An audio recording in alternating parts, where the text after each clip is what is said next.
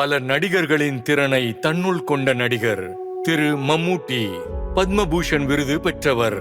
2026 சிறுவன் ஒருவன் ஒரு நாள் வெள்ளித்திரையில் தோன்ற வேண்டும் என்று கனவு கண்டான். பல ஆண்டுகளின் அர்ப்பணிப்பால் அவர் இந்திய சினிமாவில் தனது தடத்தை பதித்தார். எங்க அப்பா நான் டாக்டர் ஆகணும்னு ஆசைப்பட்டாரு. ஆனா விதி, நான் லாயர் ஆனேன். ஃபைனலி நான் ஆக்டர் ஆனேன். ஆனா நான் என் முதல் படத்தை ஸ்கிரீன்ல பார்த்தப்ப நான் ஒரு நடிகன் ஆகணும்னு முடிவு பண்ணிட்டேன். அந்த போராட்டம், முயற்சி, கனவு, அதுக்காக நான் ஏங்கிக்கிட்டு இருந்தேன். சின்ன வயசுக்கு அப்புறம் சில சின்ன சின்ன வேஷத்துல 1-2 சீன்ல முயற்சி பண்ணினேன். அதுக்கப்புறம் நான் லாயரா வாழ்க்கையை தொடங்கினேன். கல்யாணம் ஆச்சு. அப்புறம் தான் ஒரு பெரிய ரோல்ல நடிக்க வாய்ப்பு கிடைச்சது. ஆனா அந்த படம் முடியல. அது அதிர்ஷ்டமா இல்ல துர் அதிர்ஷ்டமான்னு தெரியல. நான் அமைச்சர் நாடகத்துல நடிச்சுக்கிட்டு இருந்தேன். அப்புறம் ஒரு மிமிக்ரி ஆர்டிஸ்டாவும் இருந்தேன். நேரம் கிடைக்கும் போதெல்லாம் நான் நாடகங்கள்ல நடிச்சேன். ஆனா எனக்கு சினிமாவில தான் அதிக ஆர்வம் இருந்தது. நான் போராடினேன், நிறைய பேரை சந்திச்சேன், டைரக்டர்களை சந்திச்சேன். ஆனா அவங்க என் மேல ஏதோ ஒரு குறைய கண்டுபிடிச்சு மறுபடியும் என்னை ரிஜெக்ட் பண்ணாங்க. சில சமயம் எனக்கு மனசு ரொம்ப கஷ்டமா இருக்கும். ஆனா கடைசியா திரு எம்டி அவர்களை நான் சந்திச்சேன். என் மேல நம்பிக்கை வச்சாரு. அவரு எனக்கு சான்ஸ் கொடுத்தாரு.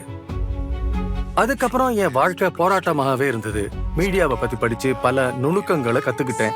ஒரு சாதாரண நடிகராகிறதுக்கே நிறைய காலம் ஆச்சு.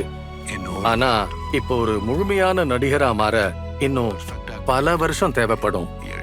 என்கிட்ட ஆர்வம், அர்ப்பணிப்பு, நேர்மை இருக்கிறதால எந்த கதாபாத்திரமும் எனக்கு சவாலா இருக்காது.